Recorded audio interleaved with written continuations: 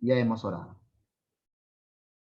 Bien, vamos a comenzar entonces, mis amados hermanos, después de esta oración de nuestra hermana Magdalena, agradeciendo a Dios, ¿no? Primeramente porque es el Espíritu Santo el que debe guiarnos, debe estar siempre presente en estos momentos donde compartimos la palabra, donde analizamos hechos importantes, ¿no? Como es el tema de la iglesia primitiva, de esta primera iglesia que se va formando, en los contextos, hemos analizado el helenismo, hemos visto desde el punto de vista de la filosofía, es decir, nuestra fe se desarrolla en un ambiente filosófico, ¿no? Se desarrolla dentro de un contexto, eso sería lo más apropiado, decir, nuestra fe, el cristianismo, nuestra iglesia, es decir, las personas, porque ya sabemos el concepto de iglesia, ¿no? No es el templo, es la iglesia, somos nosotros, ¿no? Y como personas nos desarrollamos en el mundo, como ahora, en el siglo XXI, ¿no? Estamos expuestos a lo que sucede en el mundo. Estamos expuestos a las noticias, a la política, a las tendencias, ¿no? Lo que nos ha llevado como iglesia también a desarrollar diferentes tipos de actividades. Algunas de las iglesias se han vuelto medias rockeras, otras continúan siendo tradicionales, otras le ponen luces, etcétera, pero respondemos al contexto en el que nos encontramos, ¿no? Algunos nos rasgamos las vestiduras y decimos, no, pero es que la música no puede ser así, tiene que ser himnos, no tiene, si no hay himnos, yo no es una iglesia conservadora, tiene que ser los himnos, ¿no? Entonces revisamos la historia, ¿no? Y revisando la historia nos damos cuenta, pues, de que justamente en la época de la Reforma, la iglesia comienza a tomar los signos, para que tengan una idea, ¿no? Los himnos eran pues la música que se cantaba en el tiempo de la Reforma. Es decir, en los lugares donde se reunían, en las tabernas, allí todos cantaban himnos, ¿no? Era el género musical del momento. Así como en este tiempo hay raperos y los jóvenes pues escuchan, bueno, además que la música que escuchan ahora ya la letra es terrible, ¿no? Terrible, absolutamente inapropiada, ¿no? Pero ese ritmo son los ritmos de la época. Entonces vamos a analizar, nosotros tenemos que regresar al primer siglo, ¿no? Vivir en el primer siglo, porque allí empieza toda nuestra historia. ¿Qué había en el judaísmo? ¿Cómo se comportaba el judaísmo de ese primer siglo? ¿Qué había en el mundo, en la corriente filosófica, ¿no? ¿Qué pensaban ellos? Entonces, y además, ¿de qué manera ambos mundos se encontraban en Jerusalén, ¿no? En la tierra de Israel?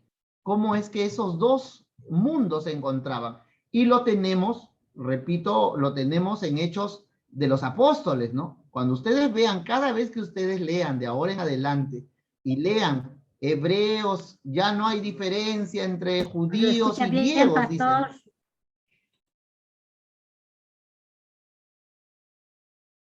Ah, parece que su hermana Magdalena. Ay, yo dije que no se escuchaba bien, pastor, y usted está cortado. Ya, pero ¿se me escucha? ¿Se me escucha bien? Sí, Se pastor. escucha Ok. bien, pastor. Está bien. Bien, bien. Bien, entonces, les decía de que cada vez que nosotros leamos hebreos, ¿no? Ya no hay diferencia entre judíos y griegos, ¿no? Lo que está diciendo allí, ya no hay diferencia entre judíos y helenistas, ¿no? El pensamiento helénico, ya no hay diferencias entre nosotros, decía. O sea, todo lo que estamos aquí, porque ya estábamos entre gentiles, ya estábamos, compartiendo esta palabra con las personas que no eran judías, ¿no? También con filósofos. Hermanos amados, los primeros, en el primer siglo, muchísimos filósofos llegan a la fe. Arnovio de Sica, por ejemplo, me acuerdo de uno cuando estudié la historia de la iglesia, ¿no? Arnovio de Sica era un retórico, ¿no? Era un filósofo Entonces, muchos de los nombres que no, y hay, no se puede imaginar usted la cantidad de nombres que hay registrados de filósofos que terminan cristianizándose, ¿no? Entre el primero, segundo, tercer siglo, bueno, y las desviaciones que hay después, los gnósticos, y van, cada vez se va fundiendo, ¿no? Se va fundiendo el pensamiento de esos filósofos con los judíos, luego se separa totalmente del judaísmo nuestra fe. Voy a compartir ahora aquí, vamos a hablar de la iglesia primitiva, de esta iglesia que crece en ese ambiente, ¿no? En un ambiente, a ver, permítame aquí, cristianismo primitivo. Antes de las diapositivas, vamos a ver un videíto, ¿ya? Porque como vengo hablando del curso pasado, como que descanso la voz, quiero mostrarles primero un videíto de, a ver aquí.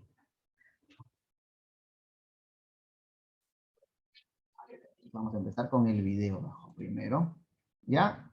El símbolo del pez, ¿ya? Que es uno de los símbolos que se ha encontrado, ¿no? No era pues la cruz el símbolo que se tenía en ese primer siglo, ¿no? Más bien, vamos a ver este video, a ver. De ahí comentamos y de ahí compartimos la diapositiva. Pantalla 2.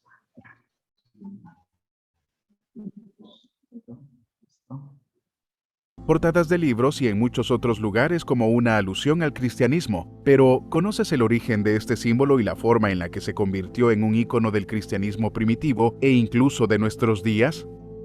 Vale la pena aclarar que los antiguos griegos y romanos y otros pueblos paganos usaban símbolos de peces mucho antes que los cristianos.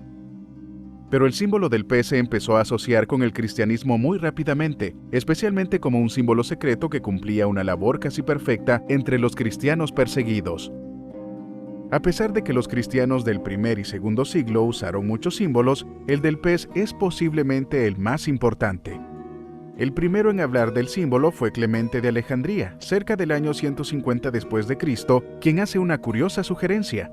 Les recomienda a los lectores de una de sus cartas que tengan sellos grabados con el pez o la paloma.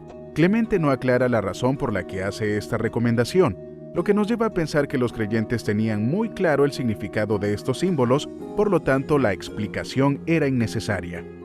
¿Pero qué significa el símbolo del pez? Existen varias teorías sobre lo que significaba el símbolo para los primeros cristianos.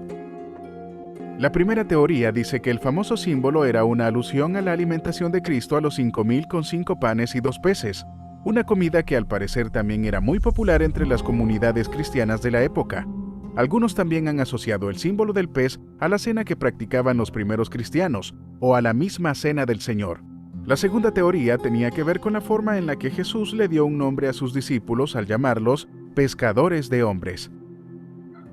La tercera teoría está relacionada con el bautismo en agua, que la iglesia primitiva practicaba por inmersión y que posiblemente creó un paralelo entre los nuevos conversos y los peces. Pero muy probablemente su gran popularidad entre los creyentes de los primeros siglos se dio por un famoso acróstico compuesto por las letras iniciales de 5 palabras griegas que forman la palabra pez, que en griego es ittis, palabras que describen de manera muy corta pero claramente el carácter de Jesucristo, Jesús Christos Theousoter, es decir, Jesús Cristo Hijo de Dios, Salvador. Se cree que esta mención se pudo originar en Alejandría como una protesta contra el culto a los emperadores, en una moneda alusiva al reinado del emperador Domiciano, que gobernó en el imperio entre el 81 y el 96 después de Cristo, que además persiguió a los cristianos con furia, se puede leer Theougios, que traducido es Hijo de Dios. Tertuliano, otro padre de la Iglesia, también hizo una interesante mención al símbolo al decir: nosotros, pequeños peces, a imagen de nuestro ittis, Jesús Cristo, nacemos en el agua. Pero quizá la historia más interesante es una muy conocida dentro de los cristianos de los primeros siglos, que cuenta lo siguiente. Cuando un cristiano se encontraba con un extraño en el camino, el cristiano a veces dibujaba un arco de un contorno simple de un pez en la tierra. Si el extraño dibujaba el otro arco, ambos creyentes sabían que estaban en buena compañía. Otros símbolos cristianos como la paloma y el ancla eran populares. pero casi siempre estaban acompañados por el símbolo del pez. Los espacios, lugares u objetos en los que aparece, desde el siglo I hasta el siglo IV, incluyen pinturas, esculturas, anillos, sellos, vasijas y muchos más. Después del siglo IV, el símbolo del pez desapareció gradualmente. Aunque es cierto que el símbolo era usado por el mundo pagano, lo que causa desaprobación por parte de muchos, los primeros cristianos lograron transformar un símbolo ya de por sí poderoso para comunicar y expresar su fe en un entorno altamente peligroso para ellos.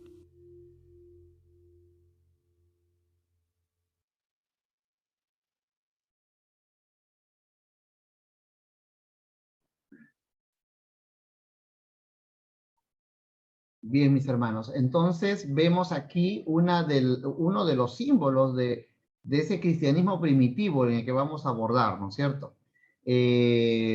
Particularmente, ¿cuál creen ustedes que sea la explicación del símbolo del pez? A ver, porque ahí en el video nos muestran varias teorías, ¿no? Entonces, pero ¿cuál cree usted que sea, digamos, la razón, una razón que usted considere válida? A ver, vamos a escuchar 2 o 3 opiniones.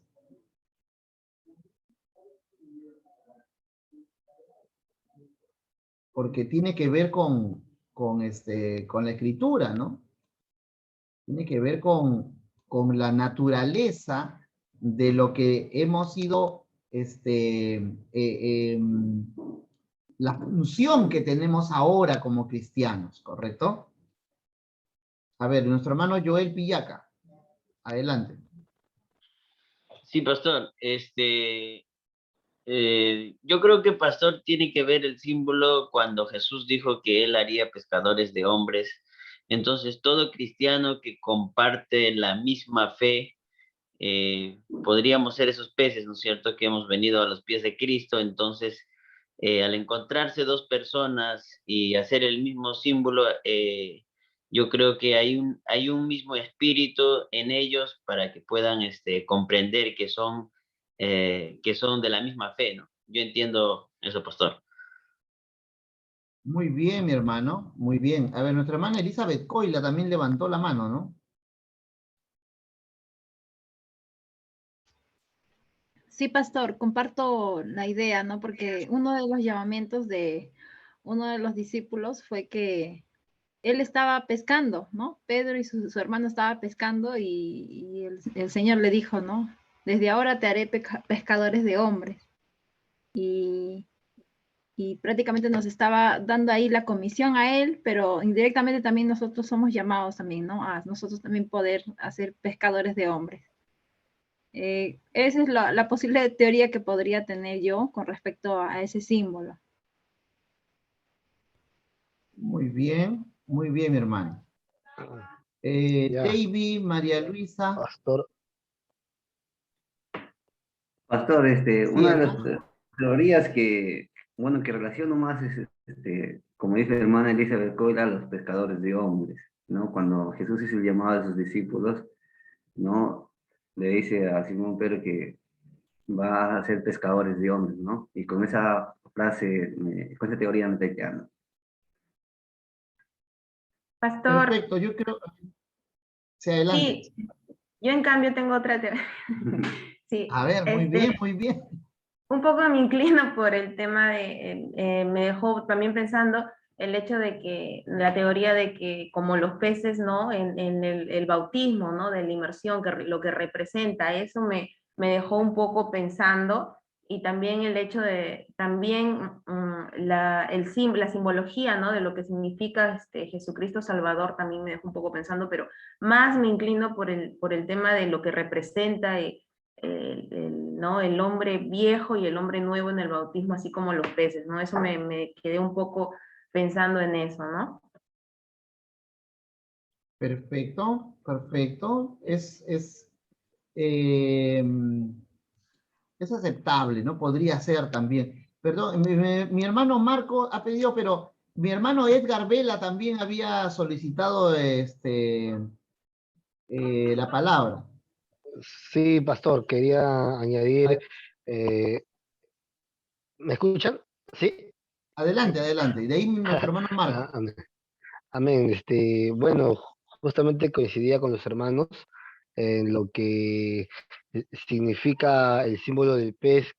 En el griego normalmente se le conoce como Jesucristo, Hijo de Dios, Salvador, pero también me inclino bastante a cómo usaban la simbología cuando se encontraban con otra persona.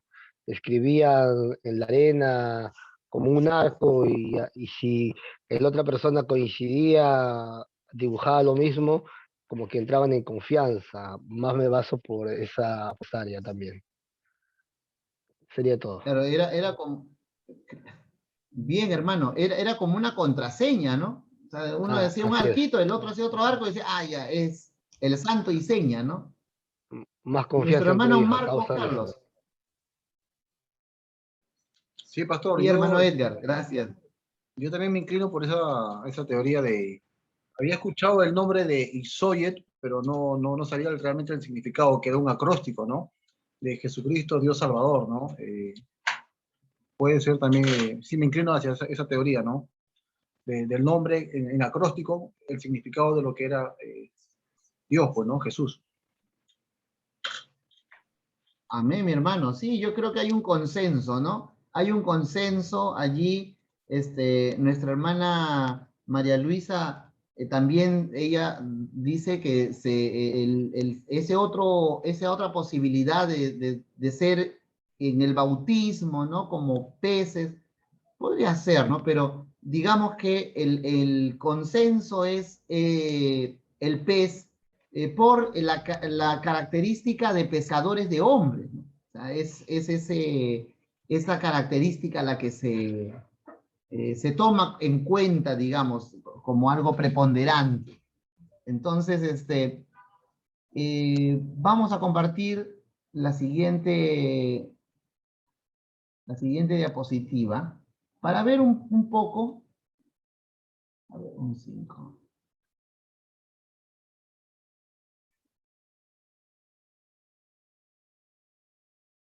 Vamos a ver aquí.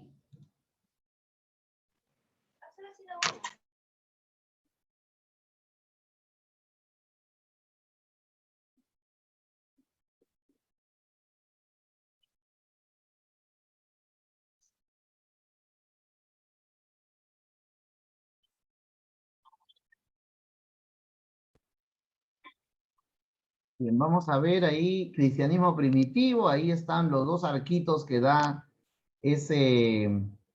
nos da la figura de ese pez, ¿no? Y ahí también podemos mencionar el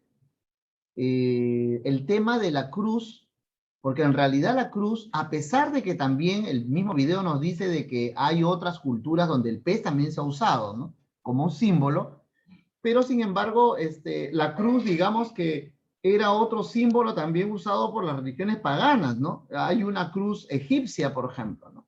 Y además, la cruz la tomamos por el sacrificio de Cristo a partir del siglo IV, más o menos, ¿no? Pero recordemos que la cruz era un lugar, el lugar de muerte en el Imperio Romano. Se usaban las cruces, pues, para poder eliminar, ¿no? Aquellas personas, delincuentes, ¿no? Personas que eran sentenciadas a muerte por crímenes políticos, etcétera, ¿no? Pero básicamente, en el cristianismo primitivo, las evidencias que tenemos es que el símbolo era el pez, ¿no? Ese era el símbolo que nos identificaba. Ahora, cristianismo primitivo o paleocristianismo, ¿no? Digamos, un comienzo. Se denomina cristianismo primitivo o paleocristianismo al periodo del cristianismo que va desde su origen hacia el año 30 hasta el concilio de Nicea, ¿no? Digamos que todo ese segmento nosotros podemos determinarlo como el paleocristianismo, ¿no? Desde el 30 hasta el concilio de Nicea en el siglo IV, ¿no? El año 325. Podría decirse que este periodo comienza cuando Juan el Bautista anuncia el arrepentimiento para que recibiesen al que vendría después de él, en referencia a Jesucristo, ¿no? Y termina de 40 a 70 años después. ¿no? Digamos que Juan el Bautista se convierte pues, en el referente. Además es el Elías que iba a anunciar, ¿no? A presentar, y el bautismo que tiene Jesús, que como él mismo lo dice, es para que quede allí una evidencia de lo que nosotros teníamos que hacer después, ¿no? Era eso que tenía que hacer, ¿no? Y Juan inclusive le decía, pero no soy digno, le dice, ¿no? De esto. Pero él le dice, tienes que hacerse así, ¿no? Entonces, desde Juan el Bautista hasta el año 30 lo consideramos como cristianismo primitivo o paleocristianismo. El origen de la palabra cristianismo proviene del griego cristianos, ¿no? Cristiano, la cual a su vez proviene del nombre propio Christos, ¿no? Cristo, traducido del hebreo Mesías o Mashiach en hebreo, ¿no? Que significa ungido. El origen del término se indica en el libro de Hechos de los Apóstoles. En Hechos está, en esta cita, en Hechos 11, 25, 26, después de esto Bernabé fue a Tarso a buscar a Saulo y cuando lo encontró, lo llevó a Antioquía, ¿no es cierto?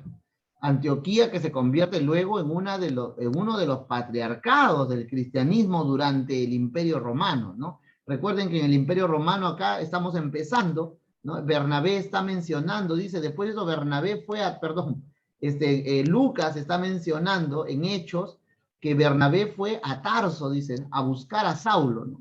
Y cuando lo encontró, lo llevó a Antioquía. Allí estuvieron con la iglesia un año entero, enseñando a mucha gente. Fue en Antioquía, ¿no? En Antioquía de Siria, donde por primera vez se les dio a los discípulos el nombre de cristianos, ¿no? Como obviamente el griego era la lengua que predominaba, ¿no? El inglés de su época se le conoce como cristianos. Dentro del judaísmo, dentro de la lengua hebrea, se les denominaría mesiánicos, ¿no? O sea, sería dentro por eso es que ahora en Jerusalén, cuando se convierten los judíos, ellos le llaman Mesías, ¿no? Y son mesiánicos, ¿no? Entonces, y son rechazados actualmente en Israel. Los que se convierten, los judíos que se convierten son rechazados, pues totalmente, ¿no? Ni hablar de los cristianos también, porque hay otra corriente de mesiánicos que viene del protestantismo, ¿no? Entonces, de nuestras iglesias, algunos se han retirado y han formado iglesias mesiánicas, ¿no? Pero el término lo conocemos como cristianos porque en griego, ese Christos, ¿no? Esa raíz de Christos, que es ungido, que tiene que ver con la característica del Mesías, es la forma como inclusive Lucas afirma que se le llama por primera vez así en Antioquía de Siria. ¿Ya? Y en Antioquía de Siria se le llama de esa manera. Les decía que habían eso. Imagínense que esa iglesia que se está formando allí, mis amados hermanos, esa iglesia luego va a ser un patriarcado, ¿no? Va a ser uno de los patriarcados, de los 5 patriarcados, ¿no? El de Roma, el de Alejandría, que estaba al norte de África, el de Jerusalén, donde estaba Santiago, donde empezó la iglesia Santiago, el de Antioquía de Siria, y luego el de Constantinopla, ¿no? Son los 5 patriarcados que se desarrollan posteriormente. Aquí estamos empezando justamente allí en Antioquía, y les comentaba, no sé si fue con ustedes el tema de que usted puede encontrar en internet la iglesia de Antioquía. Es una iglesia que sí está en Oriente, pues no es una iglesia ortodoxa, no es una ortodoxa de Siria, la iglesia de Antioquía, y ellos afirman ser los continuadores de la fe apostólica, de lo que se sembró en esa iglesia que está citado en Lucas. Usted entre, busque, hasta ahora está ahí, tienen su página de internet y tienen toda la bibliografía. Ellos dicen demostrar que son esa misma iglesia que ha seguido hasta nuestros días. Entonces, imagínese usted, ¿no? Eso está escrito en Hechos, y allí tenemos el testimonio de una iglesia en Antioquía de Siria que dice ser los seguidores de aquellos que empezaron en el primer siglo, ¿no? En el primer siglo, y que es relatado en el libro de los Hechos. Cuando averigüé esta información, di gloria a Dios y dije, bueno, la Biblia es una historia viva, pues, ¿no?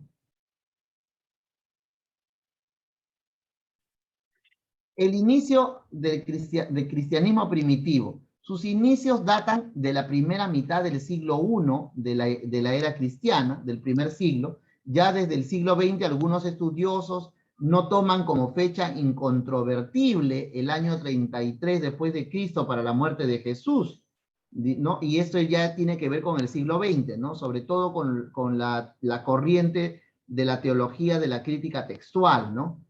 Que sugieren que hay un desfase de 4 a 8 años entre el inicio del cómputo de la era cristiana, ¿correcto?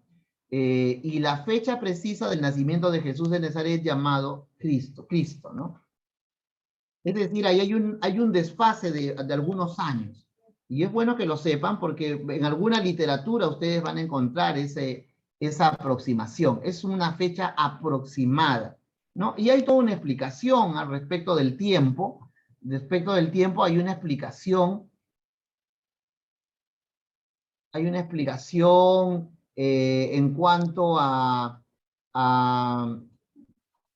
la fecha, ¿no? De Gregorio, cuando se hace el cambio del calendario, se toma una referencia que al parecer había un error de 4 a 8 años. La mayoría de los académicos ya ha dejado ese desfase en 4 años, ¿no?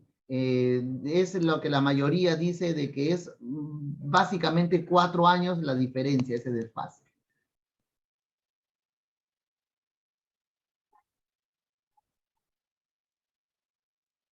Perdón.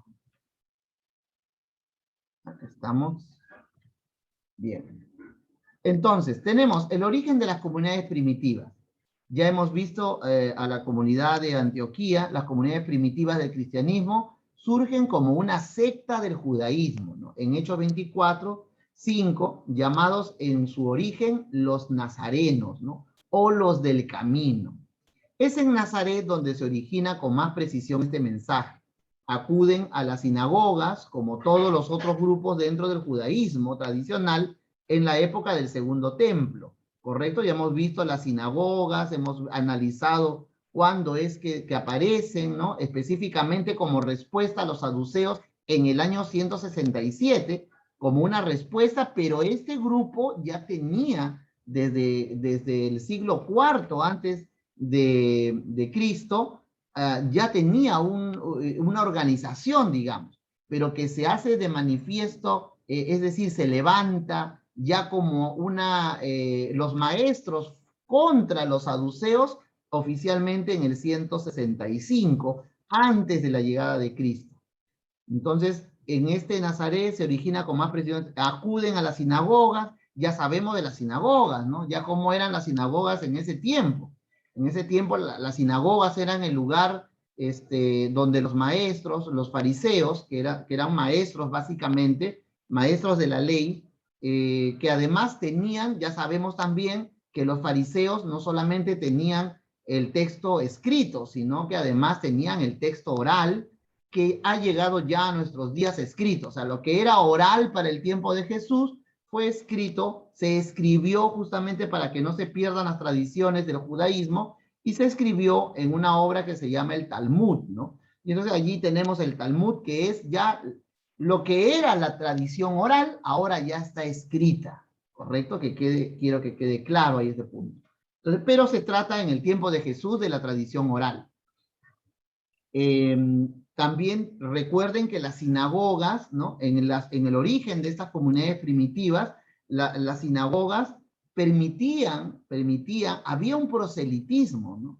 Es decir, que los judíos hablaban del Dios de Abraham y de alguna manera permitían que los gentiles llegaran y algunos de ellos se convirtieran, ¿no? Entonces, los que querían abrazar al judaísmo. Entonces, la sinagoga estaba dividida en 3 partes fundamentales, ¿no? La primera parte, que era donde estaban los judíos, ¿no? Los de madre judía, de abuela judía, porque ese judaísmo le venía por herencia, ¿no? Para que seas judío tenía que ser de madre judía, ¿no? Entonces de abuela y así, ¿no? Entonces, en el segundo nivel estaban los prosélitos, ¿no?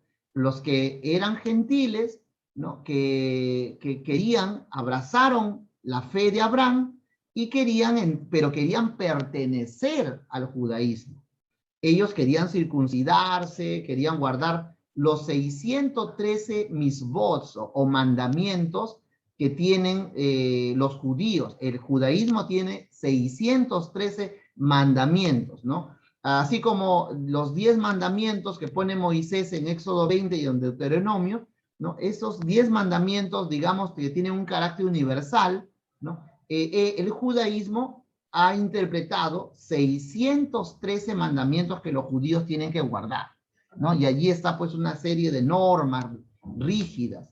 Entonces, los que deseaban ese tipo, circuncidarse, guardar las fiestas, etcétera, etcétera, estaban en el siguiente nivel de la sinagoga, ¿no? Los prosélitos. Y en la parte ya más hacia la entrada de la sinagoga, ¿no? Estaban los temerosos de Dios. Los temerosos de Dios eran pues aquellos que les interesaba el Dios de Abraham, sentían que aprendían, se sentían a gusto con las enseñanzas de los rabinos en la sinagoga, colaboraban, aportaban, ¿no? Había un soldado romano que construyó una sinagoga inclusive, ¿no? Entonces, eran temerosos de Dios, ¿correcto?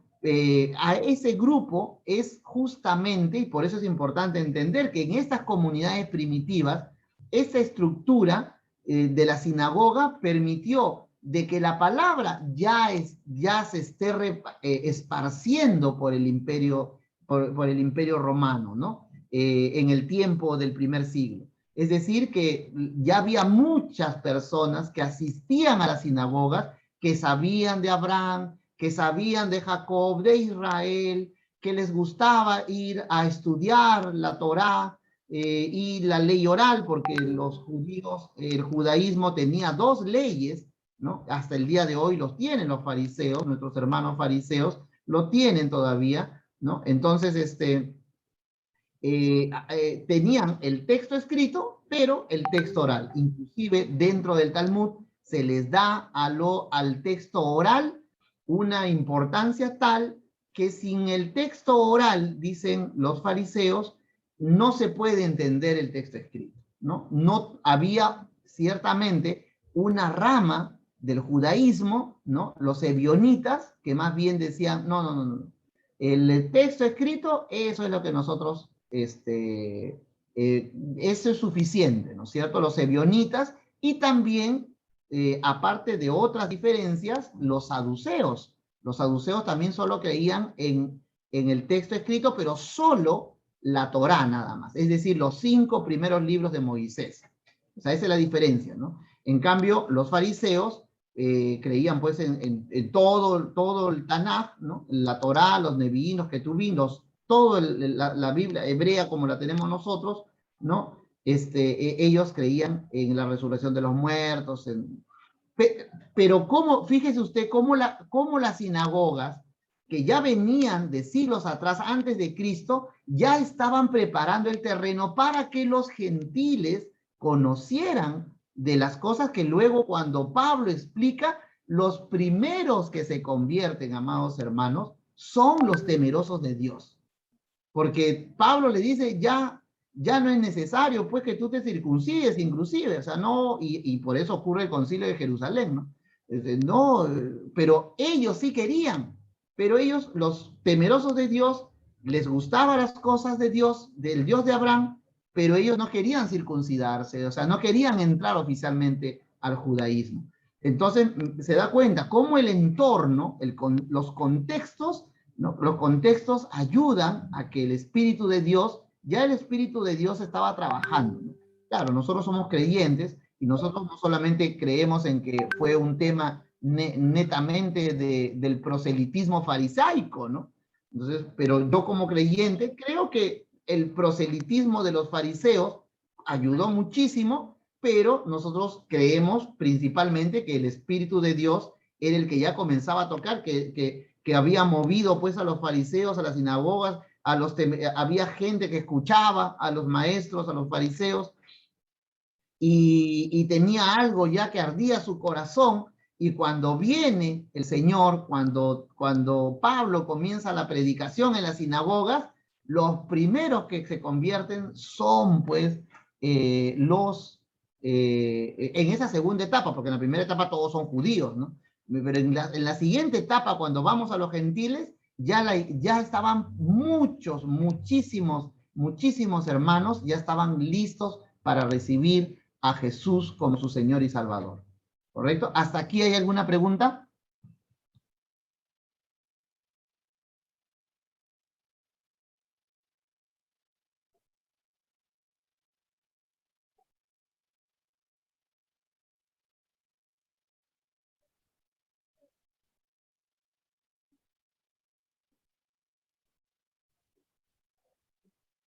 Bien, entonces vamos a continuar aquí. Su proclama es de tipo profética o profético, ¿no? Es de tipo profética, enseñando que Yeshua, el Nazareno, Jesús de Nazaret, es el Mesías, anunciado por los profetas, y anuncian que a Yeshua, el Nazareno, Jesús de Nazaret, como se le conocería más tarde. O sea, es el anuncio, ¿no? El anuncio que se le da. Estamos aquí en Hechos de los Apóstoles, ¿correcto? Seguimos avanzando. Cristianismo. El cristianismo es una religión monoteísta de orígenes semíticos que se basa en el reconocimiento de Jesús de Nazaret como su fundador y figura central. Sus seguidores creen que Jesús es el Hijo de Dios, así como el Mesías o Cristo, profetizado en el Antiguo Testamento, que murió para la redención de los pecados del género humano y que resucitó 3 días después de su muerte. Nuestro hermano Daniel Camarena nos había puesto recién veo el mensaje, hermano Daniel, estamos en el 2025, ¿no? Bueno, sí, pues, ¿no?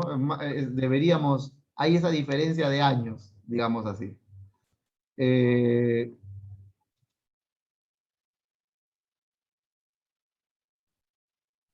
Continuamos acá, a ver. Religión abrámica. Dentro de sus textos y escritos sagrados, comparte con el judaísmo el Tanaj, ¿no? Es decir, la Biblia hebrea, ¿no? Tanaj, recuerden el acróstico, ¿no? Es la Torá, los Nevi'im y los Ketuvim. Es decir, la Biblia de los judíos está dividido en la Torá, los profetas vienen después, y después en la última parte de los 22 libros de la Biblia hebrea, del judaísmo, ¿no? En esta Biblia, los profetas están en el medio y terminan en los escritos. En el caso nuestro, el cristianismo protestante, la primera parte es pues la Torá, ¿no? O el Pentateuco, ¿no? El Pentateuco, los escritos, y terminamos con los profetas, ¿correcto? O sea, lo que sigue son los profetas. Hasta Malaquías, ¿no es cierto? Entonces, el cual constituye, junto con la Biblia Septuaginta, la más antigua que el Tanaj en su forma actual, ¿no? En realidad la Septuaginta, que es la traducción más antigua, ¿no? La traducción más antigua al griego, ¿correcto? La traducción más antigua que se hizo ha sido al griego, al inglés de la época antigua, ¿no? La base y la fuente para el Antiguo Testamento de las diferentes Biblias. Por este motivo es considerada una religión abrámica, junto con el judaísmo y con el islam. Y valga hacerles un comentario que ya en internet, de repente lo vamos a ver al final, ¿no? En internet ya se aprobó es una iniciativa protestante, ¿no? De la construcción de un templo para el judaísmo, el judaísmo, el islam, ¿no? Y el cristianismo. O sea, las 3 religiones abrámicas, ya se está construyendo el templo de estas 3 en Alemania, en la ciudad de Berlín. Ya está la construcción físicamente. O sea, Ya hay un grupo de musulmanes, de judíos y de cristianos que están dispuestos a orar, ¿no? Es un templo que ahora lo vamos a ver al final, ¿ya? Pero son las tres religiones que tienen a Abraham como el inicio, ¿no? Recordemos que Abraham es pues el padre de Ismael, de Ismael es el padre de Ismael, que a su vez es pues el padre de las 12 naciones árabes que existen, ¿no es cierto? Entonces, que son 1.300 millones de árabes, ¿no? Entonces, ese grupo de árabes, más los judíos y más los cristianos, venimos de esa misma fuente. O sea, quien empieza, digamos así, la relación con el Dios, con este Dios, ¿no? El Dios de Abraham, de Isaac y de Jacob, quien empieza esa relación con este Dios único es Abraham.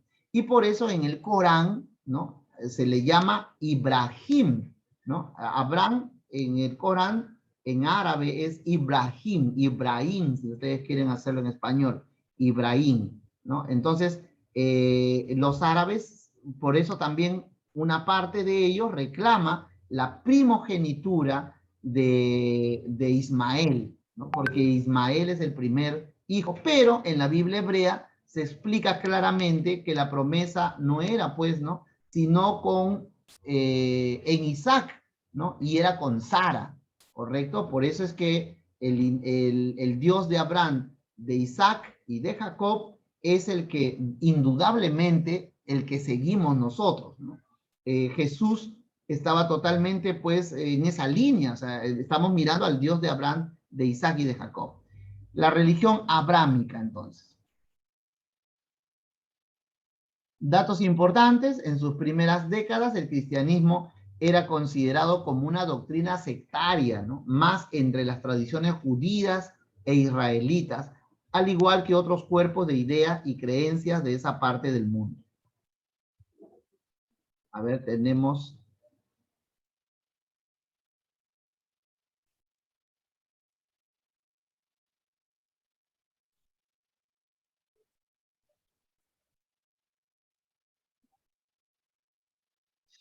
A través de su historia, el cristianismo ha pasado por numerosas divisiones, generando diversos grupos con creencias y tradiciones propias que varían de acuerdo a su cultura y el lugar. Estas amplias divisiones, a su vez, no son homogéneas. Por el contrario, algunas ramas poseen amplios desacuerdos y en otros casos la división omite simpatías existentes. Desde la Reforma, el cristianismo se representa normalmente como divididos en tres ramas principales: los católicos, ¿no? Los ortodoxos y los protestantes, ¿no? Los ortodoxos son los católicos de Oriente, ¿no? Y los católicos propiamente dicho, que ellos se han tomado como universales, porque la palabra católico es universal, ¿no? Como si fuera único. En realidad es solamente el lado occidental, que es una gran cantidad, cerca de 1.000 millones, ¿no? Y más, y un poco más de católicos en el mundo, ¿no? Aunque, como ya les he comentado, el catolicismo comienza a retroceder en Europa del siglo XXI. No solamente el catolicismo, sino el cristianismo en general está en retroceso, hermanos. Estamos cayendo, pero están aumentando los ateos, los agnósticos, hasta en un 25% en algunos casos. Y lo que está entrando con mayor fuerza en Europa por las migraciones del norte de África, ¿no? De los países africanos que son musulmanes en su mayoría, o en el norte en su mayoría, el Islam es probablemente en el año 2050 Europa ya sea una Europa islámica, ¿no? Entonces, esa es la realidad de nuestro tiempo, ¿no? Católicos y protestantes. Acá tenemos una imagen de cómo es que está desde el cristianismo primitivo. Miren, estamos ahorita en el cristianismo primitivo, ¿correcto? Concilio de Éfeso, el concilio de Calcedonia. En el concilio de Éfeso, por ejemplo, estaban los nestorianos, los monofisistas, el Concilio de Calcedonia, el gran cisma del siglo XI, ¿no? En el año 1054 se divide la ortodoxia del este, ¿no? Se dividen. Y acá tenemos el anglicanismo o la reforma en el siglo XVI, ¿no? Luego viene el anglicanismo, luego viene el protestantismo y el restauracionismo. Entonces, aquí este es un esbozo general del desarrollo más amplio, porque en realidad aquí hay N divisiones. Y eso es algo que siempre ha pasado en la iglesia, ¿no? Ya hemos hablado del símbolo cristiano, la persecución de los cristianos también hemos visto. Se puede clasificar, a ver, espérese, no hemos visto la persecución, pero esa parte la vamos a evaluar, ¿no? En esta primera etapa del cristianismo primitivo, vamos a distinguir, acá, la persecución de los cristianos, ¿no? La situación en la que vivía el cristianismo, ¿no? Era muy, muy difícil, a todo ese entorno, imagínense, político, dentro del propio judaísmo, la lucha de los judíos, Bar Kokhba, ¿no? Que es el que lidera.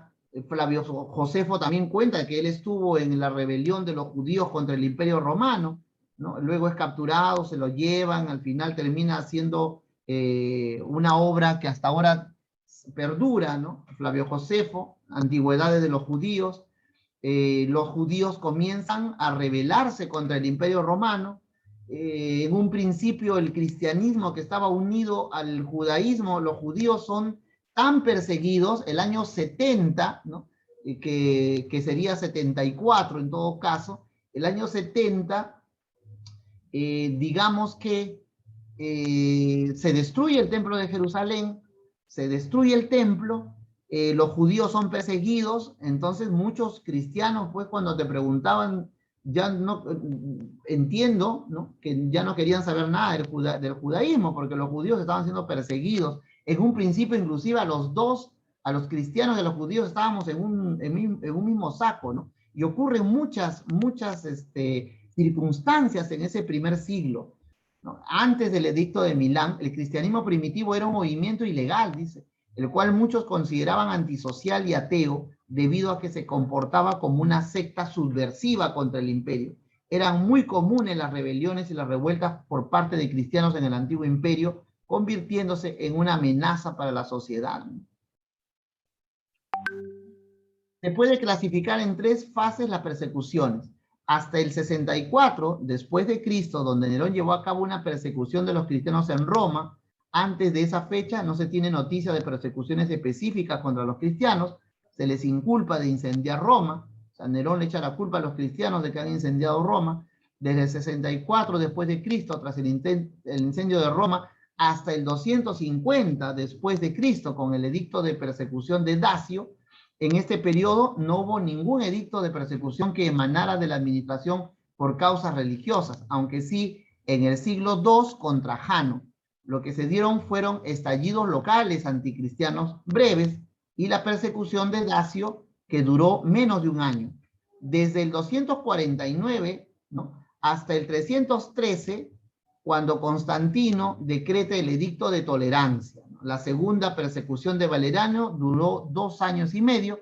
La tercera y última persecución fue en el 303, duró 2 años en el oeste del imperio y un poco más en el este con Diocleciano.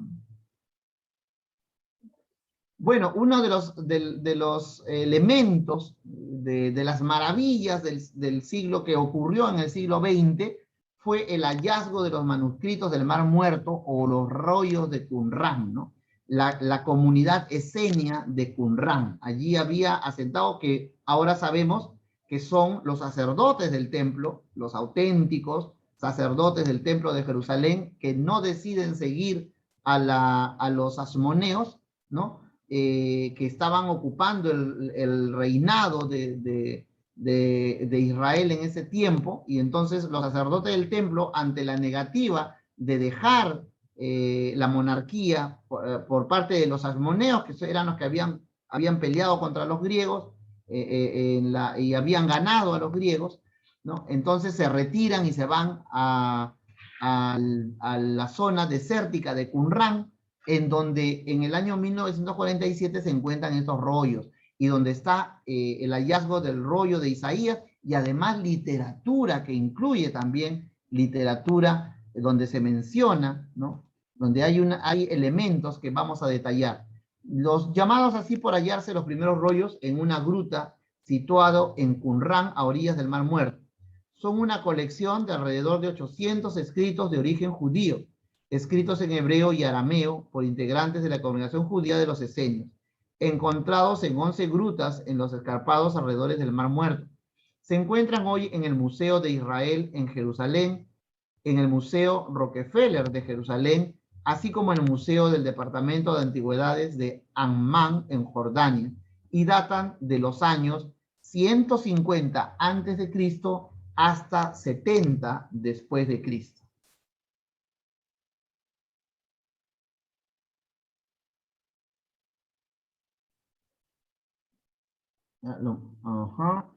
Lo más importante de este hallazgo es su antigüedad. Permite gestionar importantes fuentes teológicas y organizativas del judaísmo y el del cristianismo, y datan de entre los años 250 a.C. y 66 después de Cristo, estando entre ellos los textos más antiguos de que se dispone en lengua hebrea del Tanaj o Antiguo Testamento Bíblico.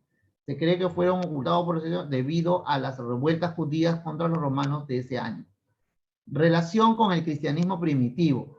Ratifica con profundidad la relación entre el cristianismo primitivo y los israelitas, que esperaban el reino de Dios, enfrentados a los sacerdotes y escribas fariseos y saduceos, las castas dominantes judías, que los persiguieron, como atestiguan repetidamente los mismos manuscritos, ¿no? Temas claves resaltados por Jesús y los cristianos en los escritos, ¿no? La Nueva Alianza, documento de Damasco, la venida del Hijo del Hombre, el Hijo de Dios, llamado Hijo del Altísimo, que fue encontrado en la cueva número 4, ¿no? Acá en 4Q246 es un documento que habla sobre el Hijo de Dios, llamado Hijo del Altísimo, que expiaría por los pecados de los demás, ¿no? Estos fueron encontrados en la cueva número 4. El Mesías engendrado por Dios fue encontrado en la cueva número 1, y a la vez siervo sufriente también se encontraron en la cueva número 4. El Espíritu Santo está en la primera cueva, en el llamado documento de Damasco. El pozo de agua viva en la primera cueva fue hallado. El bautismo, tiempo en el desierto después de la conversión, ¿no? Que en realidad no es que estén hablando, mis amados hermanos, de Jesús específicamente, sino que los documentos hablan de elementos que nosotros hemos recogido en el cristianismo, ¿no? El Hijo de Dios, ¿no? Todos estos elementos son elementos que corresponden a lo que nosotros creemos.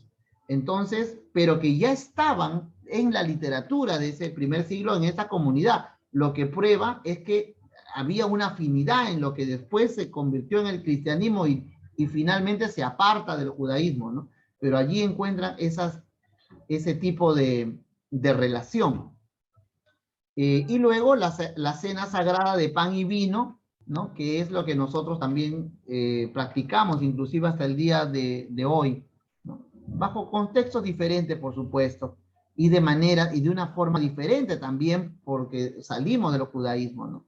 Pero en realidad, creo que lo hemos comentado, la cena sagrada en cuanto a nosotros, el momento en que se hace es el Pesaj judío, ¿no? Y Jesús lo que dice es, hagan esto, o sea, cada Pesaj hagan esto, para que recuerden, ¿no? Para que me recuerden. Otro de los elementos que nos relaciona y que está en el Nuevo Testamento, sobre todo en la carta a los Hebreos, es el sacerdocio de Melquisedec y su identificación con el Mesías se encontró en la cueva 11, ¿no? Y esto está en Hebreos 7. Tenemos rechazo a todo celo por la riqueza material, la regla de la comunidad, ¿no? Que está en Lucas, que también está en Primera de Timoteo. Estas reglas de la comunidad se encontraron en unos manuscritos en la cueva número 4. La condena del saqueo y explotación, los hijos de la luz, que está dentro del texto de la regla de la comunidad, la justificación por la fe y la salvación por la gracia. Creo que este documento es un documento clave, ¿no? Que es lo que es la tesis paulina, ¿no? La justificación por la fe y salvación por la gracia, y que es, además de los textos del Nuevo Testamento, es el protestantismo, ¿correcto? Digamos, por eso hablábamos de que el movimiento protestante lo que ha hecho es regresarnos a la raíz, ¿no? En donde la palabra de Dios cobra un sentido. Tiene, mis amados hermanos, lo que hizo Lutero con el planteamiento de sus 95 tesis, ya hemos estudiado que no fue el primero, ¿no? Correcto, no de los reformadores, hubieron muchos movimientos de reforma en la iglesia durante todos los siglos, ¿no? Pero lo que hizo, lo que nos ha sacado el Señor es nos ha regresado al primer siglo. La justificación por la fe y la salvación por la gracia. Ese documento está en la primera cueva y en la cueva número 11, ¿correcto? En la cueva número 11. La humildad, pobreza de espíritu en la primera cueva, en la cuarta cueva. Bienaventurados los humildes, que está en Mateo, eso se encontró en la cueva número 11 y en la primera cueva. Y responder humildemente al arrogante, que está en Mateo 5:40. ¿Hasta ahí hay alguna pregunta, algún comentario? ¿Qué les parece que haya pues una cercanía en estos documentos? Y por eso es que nosotros le damos la importancia que tiene a los documentos del Mar Muerto, a los rollos del Qumran, ¿no? Porque digamos que allí encontramos elementos de nuestro cristianismo que ya estaban dentro y que figuran dentro del judaísmo, ¿no?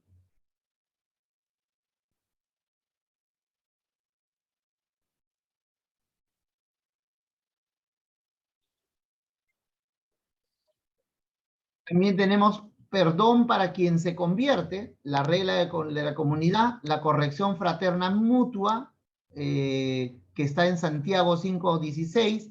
Esto está en la primera cueva, en la quinta cueva, lo que está escrito en Mateo 18. La confesión en Santiago 5:16, la enmienda mejor que sacrificio de animales, está en la primera cueva.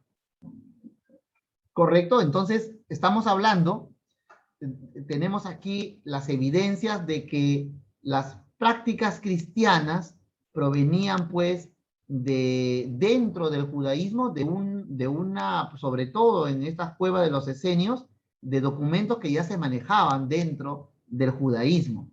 La caída de los reyes de la tierra, el tiempo del juicio, la Nueva Jerusalén, se encontraron manuscritos en la segunda y la quinta cueva. La comunidad de amor y fe como templo de Dios, en la primera cueva. El rechazo al repudio de la esposa, está en el documento de Damasco, en la cuarta cueva, es lo que se ha encontrado allí, este documento. La condena de interpretaciones fáciles de la palabra de Dios, rechazo a cambiar la palabra de Dios por las tradiciones humanas, la que está en Mateo, ya, esto que escribe Mateo, en relación a este tema, está en un manuscrito en la cuarta cueva, ¿no? Es el documento 169, que se ha clasificado así, de la cuarta cueva. Esa es la forma como leer estos números entre paréntesis, ¿no? El 4Q es la cuarta cueva, ¿no? Y el documento ha sido clasificado como 169. La denuncia de la hipocresía de los fariseos, ¿no? Ha sido encontrado en la primera cueva. y de las prácticas de los saduceos ha sido encontrado en la primera y la cuarta cueva. Creían en la resurrección, aunque al revisar el tratamiento de estos temas, parece claro que los rollos de Qumran no fueron escritos por los cristianos, ¿no? Eso es bueno aclararlo, ¿no? Obviamente en ese momento, estos documentos no fueron escritos por cristianos, eran judíos. O sea, las concepciones del cristianismo que se desarrollan después eran concepciones que estaban dentro del judaísmo. Las prácticas que nos hablan, todos los textos, toda esta recopilación de información de los rollos del Mar Muerto, nos hacen ver de que pues, es evidentemente una raíz judía, ¿no? La forma de pensar no fue algo que se le ocurrió a Pablo, a todos nuestros evangelistas, nuestros apóstoles, ¿no? Ya estaban dentro del judaísmo y ellos lo recogen, se les revela, ¿no? Y entonces ellos lo que hacen es esparcirlo, compartir el evangelio con el resto de la humanidad, ¿no? Es imposible sostener que no tiene nada que ver con el cristianismo primigenio, cuyo camino indudablemente fue allanado de alguna forma por los esenios. O sea, que ya los esenios habían allanado ese camino, ¿no? Pero tampoco, así como no fue escrito por cristianos, lo que quiere decir es que es imposible sostener que no tiene nada que ver con el cristianismo primigenio, porque justamente allí hay una relación por la práctica que se desarrolla después, ¿no? Eso es lo que se trata de decir. Bien, entonces acá tenemos el lugar, este es Nag Hammadi, los evangelios. Acá vamos a analizar unos documentos que se encontraron en la biblioteca de Nag Hammadi, ¿no? Se trata de unos evangelios heterodoxos que son gnósticos básicamente. Estos documentos se han encontrado en esta zona, en la zona de Nag Hammadi. Esto es, hermanos, Egipto, ¿ya? Aquí está lo que se conoce como el mar Rojo, y acá está la ciudad de Alejandría. Miren, en la parte superior dice Alejandría, ¿no? Alejandría. Acá está Nag Hammadi. Aquí han encontrado han descubierto evangelios heterodoxos. Vamos a ver aquí apócrifo. Bueno, la definición de apócrifo deriva del verbo griego apócripto, esconder, poner parte. Con él se califica una cantidad de libros que Israel o la Iglesia no reconocieron como parte de la Sagrada Escritura.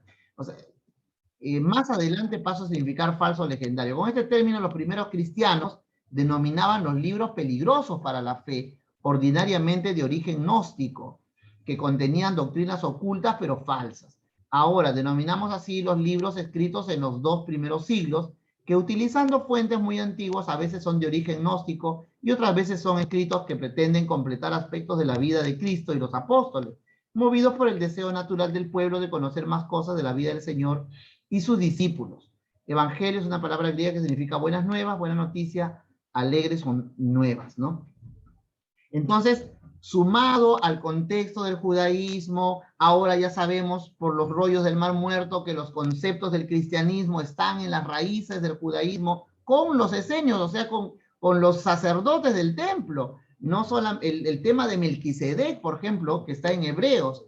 Entonces, no estamos hablando de la comprobación de que nuestras raíces estaban ya en el judaísmo y que los esenios, los sacerdotes, y tiene lógica, ¿no?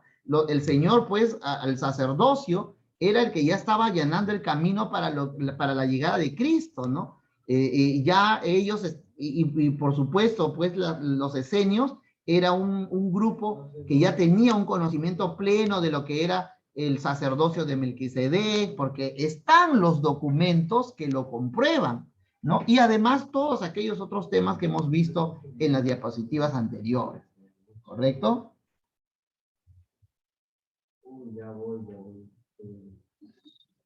Pero además había mucha información, mis amados hermanos. Clasificación de estos escritos según su procedencia y género. Algunos se refieren al Antiguo Testamento y otros al Nuevo Testamento, ¿no? Estos evangelios suelen dividirse en evangelios, hechos, epístolas, apocalipsis, ¿no? Ya estamos hablando de un tiempo posterior, ¿no? Los evangelios apócrifos, nombre dado a escritos surgidos en los primeros siglos del cristianismo en torno a la figura de Jesús de Nazaret y que no fueron aceptados por la ortodoxia católica, entre los que se encuentran los textos de Nag Hammadi, ¿no? Se les dio el nombre de evangelio por su aspecto similar a los 4 evangelios admitidos en el canon del Nuevo Testamento. Sin embargo, muchos de ellos no tienen un estilo evangélico, pues, ¿no? De buena nueva, ya que no son utilizados para anunciar una buena noticia. Eso es lo que significa etimológicamente evangelio. Algunos de estos escritos surgieron en comunidades gnósticas. ¿Quiénes eran los gnósticos? A ver, ¿alguien sabe quiénes eran los gnósticos? No, creo que hay una opción en Discord para que tu voz sea menos fuerte. ¿Quiénes Pastor, gnósticos? hasta donde Adelante. entiendo, creo que eran una secta que tenían que llegar por una serie de niveles hacia el conocimiento pleno para que puedan conocer la verdad. Muy bien, muy bien. El gnosticismo, pues, era un movimiento que en el caso de, había una comunidad grande en esta ciudad de Nag Hammadi, ¿no? En la biblioteca, mejor dicho, de Nag Hammadi. Había una comunidad grande, porque ahí han encontrado bastante material de los gnósticos. Pero estos materiales, pues, no, como dice el texto de la diapositiva, ¿no? No transmiten la buena nueva de Cristo como lo hace Mateo, Marcos, Lucas y Juan, ¿no? Sino que más bien allí interpolan a estas historias elementos que ellos consideran, por ejemplo, en algunos casos, la no carnalidad del Mesías, ¿no? En este caso, ¿no? El gnosticismo. Entonces, esto además era algo oculto, ¿no? Estos mensajes ocultos entre los discursos atribuidos a Jesús estaban reservados a los iniciados en esas comunidades, aunque inicialmente se denominó evangelio apócrifo únicamente a este tipo de escritos, se amplió posteriormente a todos los que no se incluyeron en el canon del Nuevo Testamento. Ya estamos hablando del primero o segundo siglo, o sea, esto es posterior. Primero vienen los rollos del Mar Muerto, correcto, y luego ya terminando el primer siglo, segundo siglo, aparecen pues comunidades, el gnosticismo, ¿no?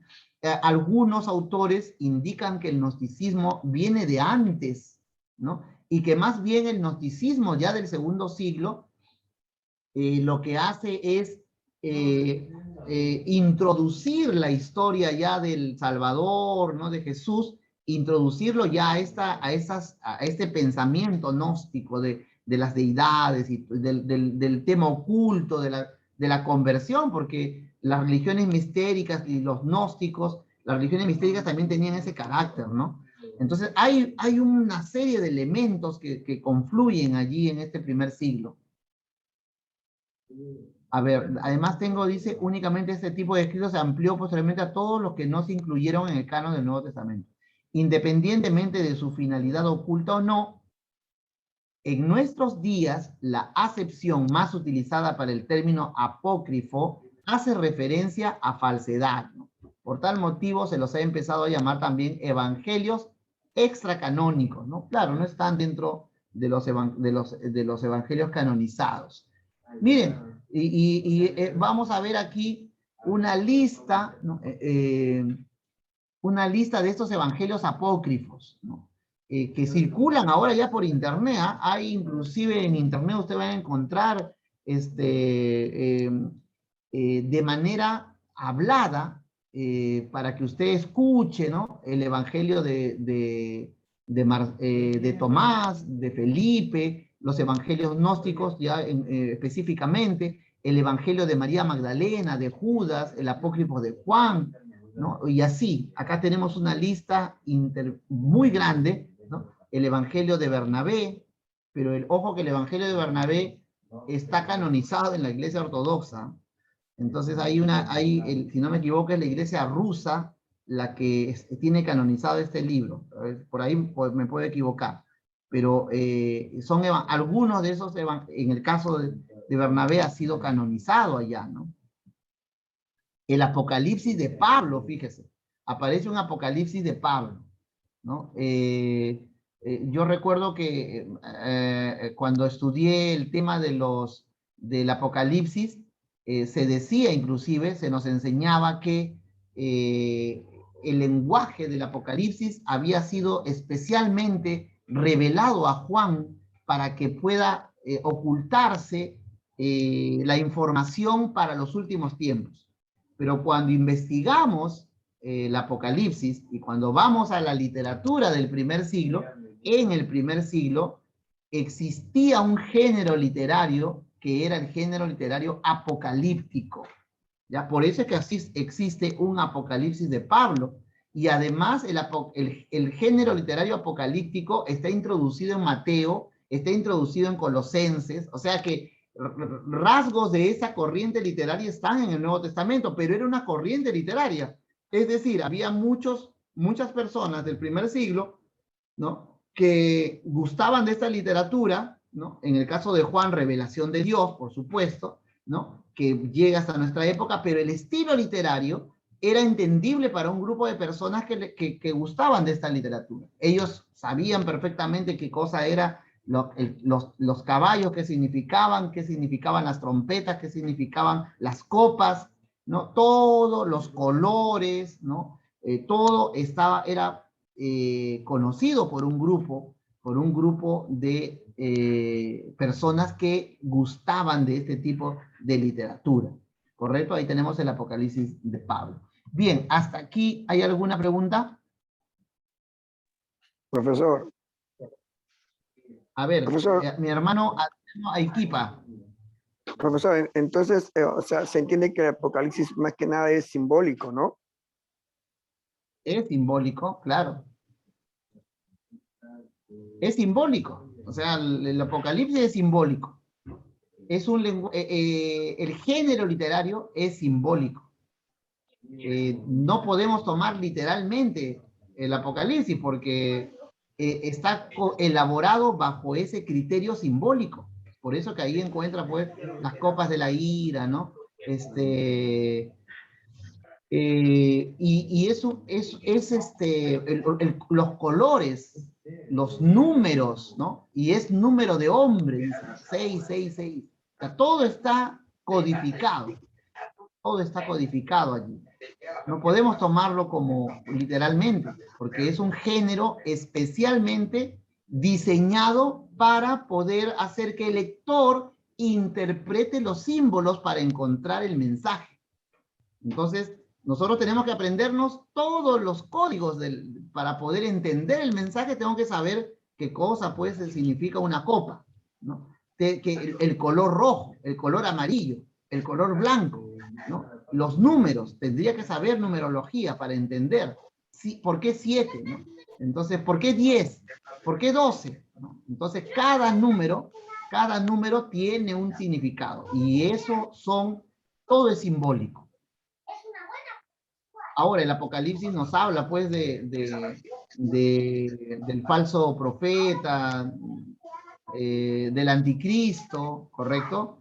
Y ahora, hace poco, y no es la primera vez, ¿no? No es la primera vez, ya se está reuniendo a nivel mundial todas las religiones. Ya es un hecho. Ya están totalmente, ahí hay representantes de los protestantes también, ¿eh? Están nuestros representantes ahí, están los hinduistas, los budistas, los católicos, los ortodoxos, los judíos, están todas las religiones. ¿Y quién es el que está convocando? ¿Y bajo quién están llegando a acuerdos? La Iglesia Católica, Apostólica y Romana, a quien se le ha entregado un poder, ¿no? Allá eso es interpretación del texto del Apocalipsis. Pero si voy al texto del Apocalipsis, no dice eso, pues, ¿no?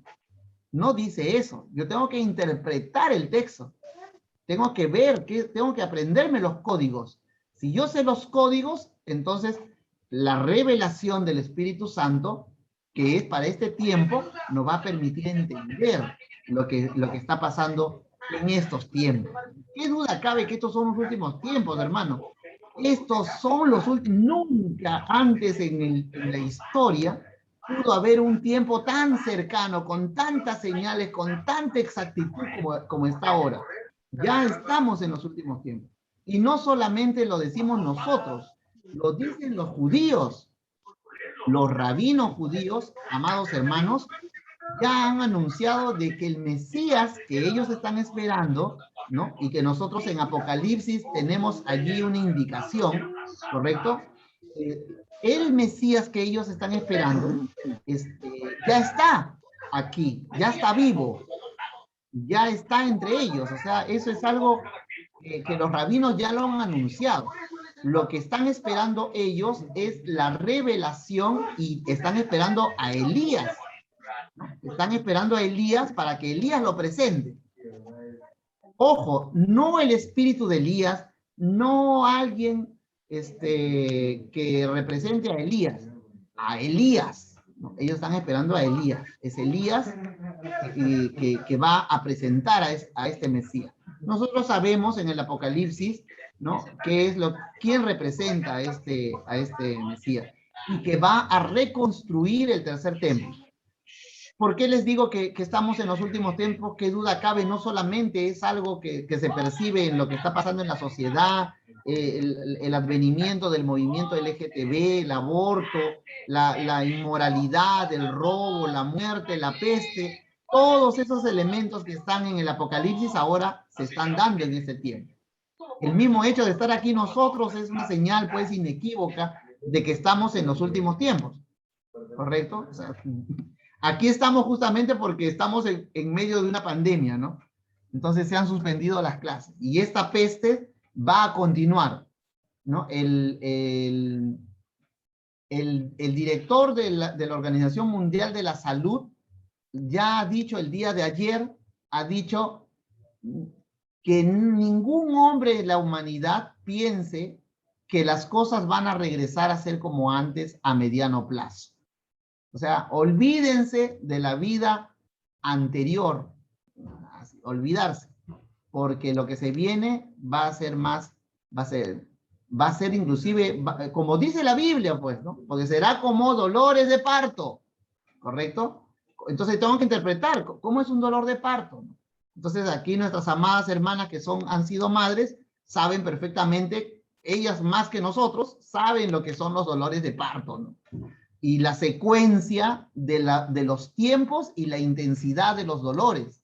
Entonces, es algo, ¿no? Entonces, sabiendo esto, ya entendemos que lo que está pasando no se va a detener, ¿no? Sino que esto va a ser más seguido y de una intensidad hasta que alumbre, ¿no? Así va a ser. Entonces, ya estamos en ese tiempo. Y nuestro hermano Daniel Camarena dice el reseteo, ¿no? Claro, sí, pues así se dice, se habla del reseteo, se habla de esas comunidades de los Illuminati, bueno, ya también hay teorías de la conspiración ahí, pero ciertamente ninguna otra época ha sido, especialmente contiene todos los elementos que la iglesia primitiva, hermanos, esperaba. O sea, la iglesia primitiva estaba esperando este tiempo. Muchos de ellos pensaban que iba a darse en su tiempo. Los apóstoles pensaban que lo que iba a suceder iba a ser la restauración del reino de Israel en ese tiempo. Y no era así, pues, ¿no? Tuvieron que pasar 2000 años. 2000 años para que recién ahora, desde el año 1517, con la reforma, o sea, nosotros, nos ha sacado del catolicismo romano, nos ha sacado y nos ha regresado a la Biblia hebrea. O sea, nos ha acercado más a partir de 1517. Y ni hablar de los últimos años, ya los últimos años nos muestran a un Jesús judío, a judíos que se convierten al cristianismo, ¿correcto? Es una era especial. Estamos en el último tiempo. Bien, vamos a ver. Pastor, sí, también, sí, buenas noches, pastor. ¿Cómo está? Sí, también eso es lo que hablaba usted, pastor, qué cosas de lo que está pasando, ¿no? Muchas señales, ¿no? Que usted nos está diciendo también, que se dice que son los últimos tiempos, ¿verdad? Como por ejemplo también, pastor, por ejemplo, cuando esto del COVID vino y no sabían, no, por ejemplo, las personas querían irse para acá, para allá o viajar y en todo lugar estaba esto, ¿no? O sea, no había escapatoria, ¿no? Entonces eso fue algo increíble, ¿no? Nos hacía como una reflexión, ¿no? Acerca de aquel tiempo que va a ser el que dice del Apocalipsis, ¿no? Que uno va a correr para acá, para allá y bueno, en todo sitio va a estar, pues, ¿no? Y esta enfermedad es así, ¿no? Está en todo sitio también y la gente ha querido viajar a otro país, ¿no? Para librarse, pero tampoco. Hemos visto que en todos los países, hasta los países de potencia, países que no son de tener también, ¿no? Y eso, pues lo que dice usted, las señales es cierto, pues, ¿no? Eso quería dar un alcance. Bien, hermana Eva. Y mire, habría que reflexionar, ¿no? Porque es increíble que la pandemia ha golpeado con más fuerza a los países que son de raíz cristiana. O sea, nos ha golpeado más a nosotros. Estados Unidos, que es de raíz protestante, hasta le ha dado con todo la pandemia. Y Latinoamérica, y nosotros somos el país donde más muertes por habitante tenemos. Por cada millón somos, bueno, estamos entre los primeros, porque por ahí no sé quién nos superó y le estamos peleando la punta ahí, ¿no? Pero es eso, o sea, somos los afectados. En China, la forma como está organizado China, estuve viendo un documental hoy día sobre la pandemia en China y 440 infectados por COVID en una ciudad donde está cerrado totalmente, de 1.300 millones de chinos, 440 infectados por COVID, pues hermano, es un número despreciable, ¿no? Como se dice en matemáticas, ¿no? O sea, ya no tiene, se enferma uno por una persona en una ciudad que se enferma, automáticamente cierran la ciudad y comienzan a ubicar por dónde caminó, con quién se reunió y los juntan y no tienen, o sea, la pandemia no les ha afectado como a nosotros. Tendríamos que reflexionar qué está pasando, ¿no? Porque nosotros sabemos que son como las pestes, todo esto, son señales, ¿no? Entonces, son señales que van a preceder al momento que anhelamos, ¿no? Ya, hermano Adriano. Es algo que anhelamos la llegada de nuestro Señor, pero para cuando llegue nuestro Señor tienen que pasar una serie de acontecimientos, ¿correcto? Esto que nosotros estamos viviendo, hermanos, lo anhelaban en el primer siglo, en el segundo siglo, en el tercer siglo. O sea, nuestros hermanos anhelaban ese momento. Probablemente seamos esta generación, si el Señor permite que estemos aquí, ¿no? Todavía. Probablemente. No sabemos fecha, hora, no podemos darla, ¿no? No sabemos. Pero todos los elementos se están juntando, lo cual lo debe animarnos pues a seguir escudriñando y a seguir predicando, porque somos aproximadamente entre judíos, ahora que habría que analizar pues, ¿no? El Islam, ¿no? Son monoteístas, son de la fe de Abraham. Entonces, si juntamos al monoteísmo mundial, llegamos a 3.000 millones. Pero somos 7.000 millones y mucho más, casi yéndonos para 8.000 ya, millones de habitantes. O sea que falta un montón de personas que tienen que hay un montón de trabajo, hermano. O sea, no, ¿cómo lo va a hacer el Señor? No sé, pero lo va a hacer.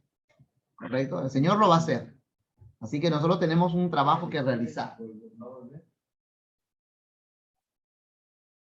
A ver, voy a compartir con ustedes, si ya no hay más preguntas o comentarios, voy a compartir con ustedes un video sobre el cristianismo primitivo, ¿ya? Vamos a ver este video, este videíto del cristianismo primitivo.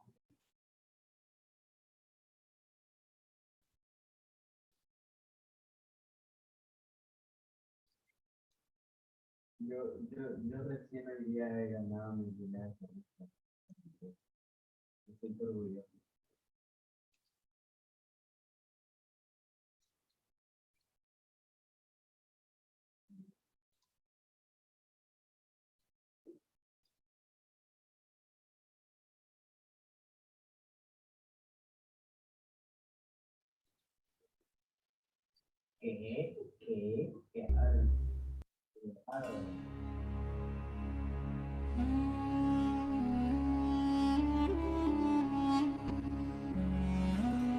Bienvenidos a un nuevo episodio de Curiosidades de la Historia. En esta ocasión vamos a viajar unos 2000 años atrás para analizar algunos acontecimientos del cristianismo primitivo que esconden curiosas relaciones.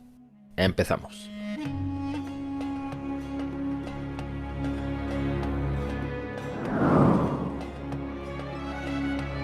Es curioso comprobar cómo hasta el siglo IV, 300 años después de la muerte de Jesús de Nazaret, no aparece por primera vez la palabra Navidad.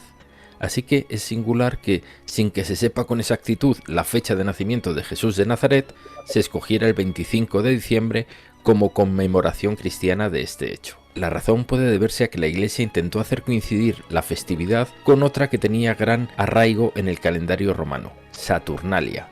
Comenzaba el 17 de diciembre y concluía el 25 del mismo mes, con la celebración del Deus Sol Invictus, el nacimiento del Sol Invencible.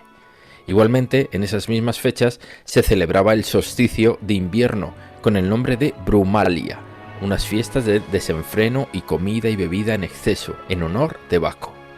¿Casualidad?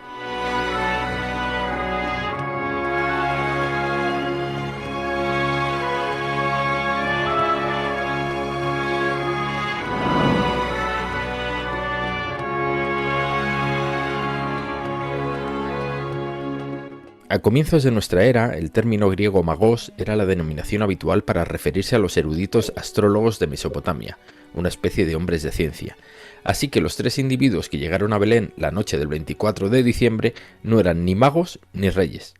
Realmente ni siquiera se sabe si eran tres. La Iglesia Ortodoxa aseguraba que eran 12, y mucho menos sus nombres. Lo único que se puede entresacar del relato bíblico es que por los valiosos regalos que llevaban debían de ser hombres pudientes. Cuenta la Biblia que cuando Jesús nació en Belén de Judea, en días del rey Herodes, vinieron del oriente a Jerusalén unos magos diciendo: ¿Dónde está el rey de los judíos que ha nacido? Porque su estrella hemos visto en el oriente y venimos a adorarle. El rey Herodes se asustó de que aquello fuera el comienzo de una funesta profecía e hizo llamar a los magos y les ordenó ir a Belén para que averiguasen todo lo que pudieran sobre el recién nacido y luego se lo contasen a él. Y al entrar en la casa, vieron al niño con su madre María, y postrándose, lo adoraron, y abriendo sus tesoros, le ofrecieron presentes, oro, incienso y mirra. Pero siendo avisados por revelación en sueños que no volviesen a Herodes, regresaron a su tierra por otro camino. Ni más ni menos, esto es lo que narra el Evangelio según San Mateo capítulo 2 versículos 1 a 12. Lo cierto es que hasta el siglo III no se establece que pudieran ser reyes ni que fueran tres, como se aprecia en la primera representación de los magos en las catacumbas de Priscila, en Roma. Y hasta el siglo IV, en un mosaico de San Apolinar en Nuevo, en Rávena, Italia, no se les pone nombre: Melchor, Gaspar y Baltasar. ¿Y cuándo se empieza a representar a Baltasar como un rey de raza negra? Pues nada menos que en el siglo XV, más de 1400 años después del episodio de los Reyes Magos. Los tres reyes se identificaban así con las tres regiones del mundo conocidas entonces: Melchor, Europa; Gaspar, Asia; Baltasar, África.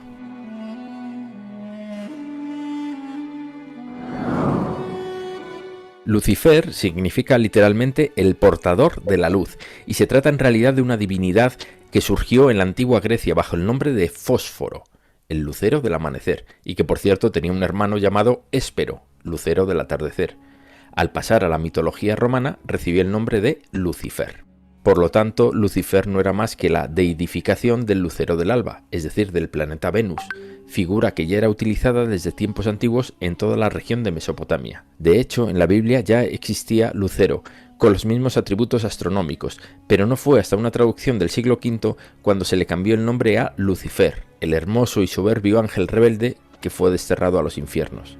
Existe una doctrina esotérica, filosófica e incluso religiosa, según quien la practique, que gira en torno a la figura de Lucifer, considerado como el portador de la luz del intelecto. Se llama luciferismo y no tiene nada que ver con el satanismo.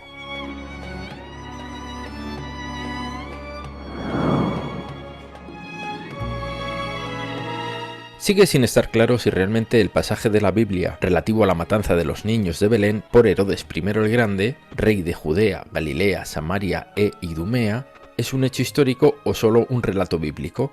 Herodes es descrito como un tirano cruel en diversas fuentes, capaz de matar a niños y de muchas otras barbaridades. De hecho, asesinó a algunos familiares de los que sospechaba que le querían arrebatar el poder. Pero el principal historiador que se ocupó de la figura del rey, el romano Flavio Josefo, nunca llegó a mencionar este acontecimiento, y es extraño que dejase pasar una oportunidad así para degradar a Herodes, al que despreciaba poderosamente. Dice el Evangelio de San Mateo: entonces Herodes, al ver que había sido burlado por los magos, se enfureció terriblemente y envió a matar a todos los niños de Belén y de toda su comarca, de 2 años para abajo. Entonces se cumplió el oráculo del profeta Jeremías. Un clamor se ha oído en Ramá, mucho llanto y lamento. Es Raquel que llora a sus hijos y no quiere consolarse porque ya no existen. Hay historiadores situados en ambas posturas, pero si aceptamos que la matanza ocurrió, y teniendo en cuenta la población del pueblo de Belén y los datos demográficos, los niños varones asesinados habrían sido en torno a 20.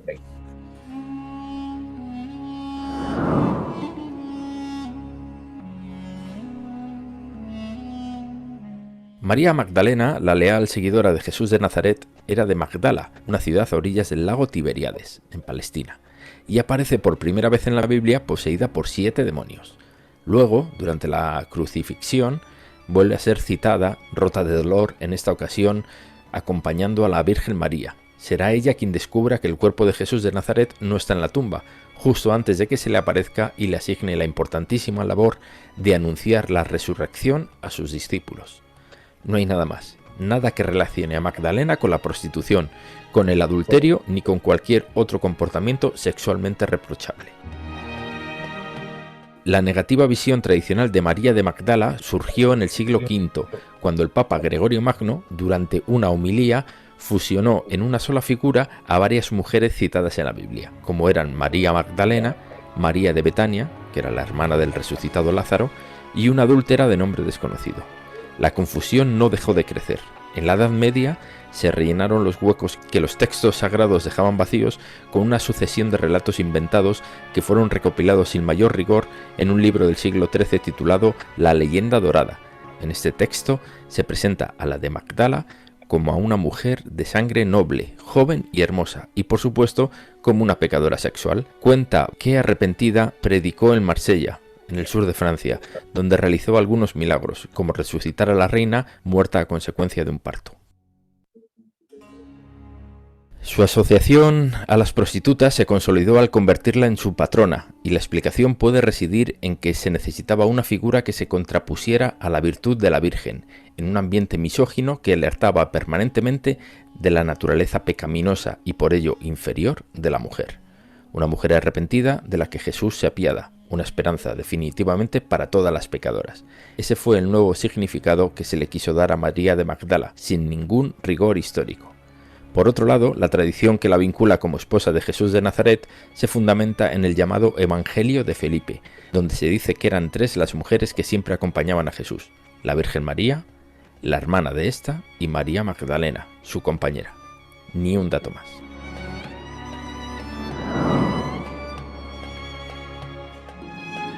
Según el cristianismo, el 24 de junio se conmemora el nacimiento de San Juan Bautista. Zacarías, su padre, mandó encender una hoguera para anunciar a sus parientes el nacimiento de su hijo, según nos cuenta la Biblia, pero muchos investigadores opinan que en realidad esta festividad de gran arraigo en Europa y en América Latina hunde sus raíces en ritos paganos precristianos. Su origen puede encontrarse en las festividades primitivas del solsticio de verano, con la tradición de encender hogueras para darle al sol más fuerza, ya que desde ese momento los días comenzaban a hacerse más cortos.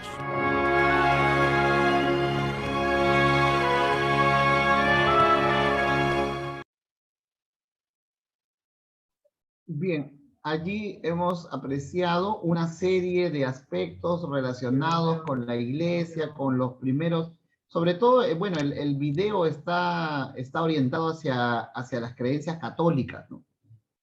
Donde nosotros tenemos claro, aunque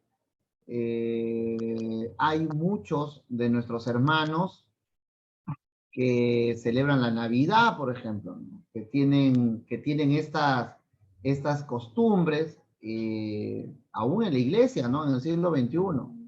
Entonces, es bueno conocer que estas son desviaciones que se han dado fruto de ese sincretismo religioso, del hecho de que vienen diferentes culturas y que se han adaptado. Por eso nosotros tenemos que saber que había en el judaísmo, que había en el Imperio Romano, cuáles las religiones mistéricas, por ejemplo, ¿no? El culto de Baco, los evangelios gnósticos, lo que se ha encontrado en... o sea, había toda una cultura, hermanos, culturas diferentes, ¿no? Que formaban un abanico de posibilidades que luego, poco a poco, como dice Piñero, el cristianismo, hay una serie de cristianismos que se dan en esos primeros siglos y que luego finalmente es uno el que triunfa, el cristianismo paulino, dicen. Entonces ese cristianismo es el que vence, pero al cuarto siglo, con la Iglesia Católica, Apostólica y Romana, lo que hace es sincretizar la filosofía, ¿no? Los pensamientos filosóficos, las costumbres de Roma, ¿no? Todos esos aspectos se funden con la historia de Jesús. Y finalmente terminamos pues ya al siglo VII permitiendo la veneración de los ídolos, ¿no? De las imágenes. Entonces, y hasta el siglo XV, que es, hasta el siglo XVI, ¿no? En el año 1517, cuando el sacerdote católico Lutero, ¿no? establece 95 tesis y nos regresa, para la gloria de Dios, nos regresa a las raíces, ¿no? Nos lleva nuevamente a las raíces que ahora sabemos que ni siquiera eran las raíces de ese cristianismo que practicaba Pedro, ¿no? Sino que estaban dentro del judaísmo, a esas raíces que hablan en contra de los fariseos, por ejemplo, que ya están en los documentos que se han encontrado en las cuevas de Qumran. O sea que las raíces de nuestro cristianismo están dentro del propio judaísmo, pero del judaísmo del primer siglo, no del judaísmo del que tenemos actualmente, porque recordemos que este judaísmo ya nace anticristiano, ¿no? O sea, nace como una respuesta a ese cristianismo que estaba empezando a emerger. El judaísmo que actualmente tenemos ya es diferente en ese aspecto, ¿no? Mantiene sí la tradición oral que ahora ya está escrita, ¿no? Y el seguir a la palabra de Dios de manera escrita también. Bien, mis amados hermanos, ¿hasta aquí alguna pregunta?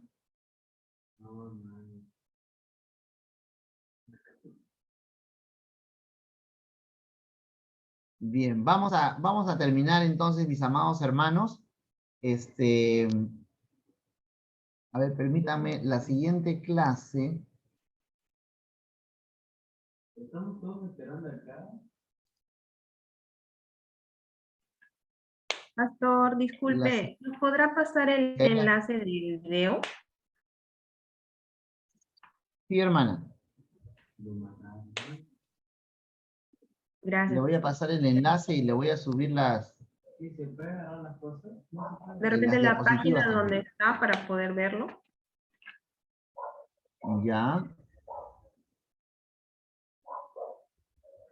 Historia del cristianismo. Ya. La próxima clase tenemos la comparación de los evangelios y hechos de los apóstoles. Ya. Otra cosita también, hermanos, que antes que nos retiremos, por favor, en el curso, ¿no? En la plataforma, ustedes tienen unos trabajos, productos académicos que tienen que presentar, ¿ya? Porque yo a sus intervenciones más estos productos académicos, de allí es donde se les va a calificar, ¿no? Entonces, es importante que ustedes cumplan con los productos académicos, ¿correcto? Son sencillos, no es algo que sea un problema grande, o no es una tesis, ni un ensayo siquiera, ¿no? Son algunos tópicos que tienen que desarrollar. ¿Correcto, mis hermanos? Bien, le voy a pedir entonces a nuestra hermana Karen Valverde. Karen Valverde, que nos despida con una oración, pero terminada la oración, no se vaya porque necesito apuntar la asistencia, ¿ya? Adelante, hermana Karen. No, déjala. Amén, pastor. Bendito sea tu nombre, Padre Celestial. Gracias, Señor, por este tiempo. Gracias, mi Dios, que seas una vez más, Señor, cada día añadiéndonos sabiduría, Padre, para poder seguir aprendiendo, Padre Celestial. En este tiempo, Señor, te encomiendo una vez más, Padre, la vida de nuestro pastor Jorge. Gracias, Señor, por este tiempo y disposición que Él pone, Padre, y cada material que prepara, Señor, todos los días viernes para poder seguir enseñando. Que seas tú fortaleciéndolo, que seas tú guardando y también, Señor, que seas tú guardando la vida de cada hermano, Padre, que hoy dispone en su corazón poder aprender para poder servirte, Señor, con excelencia. Bendecimos, Señor, este tiempo. Te bendecimos, Padre, en el nombre de mi Cristo Jesús. Amén y amén. Amén, mis hermanos. A ver, vamos a...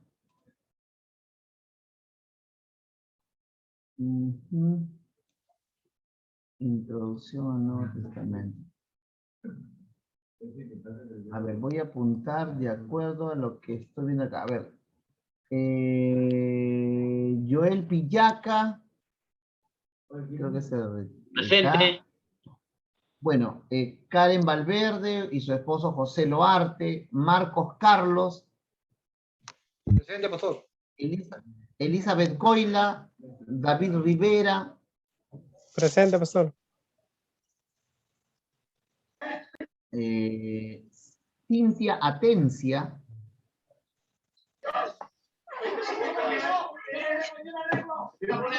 Juan Novoa. Presente, pastor. Y hasta allí tengo. A ver, Daniel Camarena. Presente, pastor. Daniel Camarena. Presente. Los que ya han sido apuntados pueden retirarse, no hay ningún problema. Daniel Camarena, nuestra hermana Magdalena. Presente, pastor, Daniel Camarena. Ok, Magdalena Abad. Avales, ¿no? Presente, pastor. Nuestro hermano David y María Luisa, ¿no? Presente, pastor. Presente, pastor. Bien. Elizabeth Flores. Presente, profesor. Bien, hermana. Eva Sáez, hermana Eva Sáez. Presente, profesor. Presente. Bien. Nuestro hermano Pablo Valdivieso. Presente, profesor. Bien. Nuestra hermana Elizabeth Núñez. Presente, pastor. Elizabeth Núñez, bien, hermana. Nuestra hermana Dominga Flores. Presente, pastor. Bien. Nuestra hermana, a ver, Miguel Abad. Nuestro hermano Miguel Abad. Presente, profesor. A ver, nuestro hermano Presente, profesor.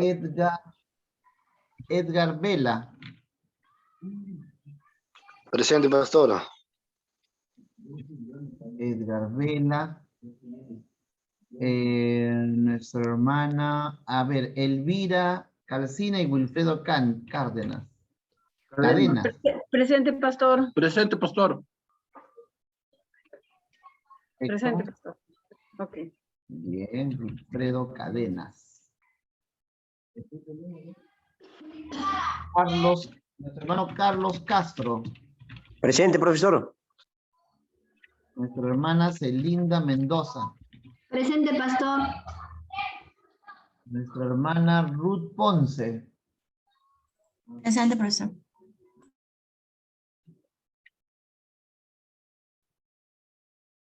Ponce. Nuestra hermana Milagros Flores. Presente, profesor. Ya. Nuestra hermana Elizabeth Coila. Perdón, puesto. Presente, profesor. Nuestro hermano, gracias hermana, Fran Lezameta. Presente, pastor.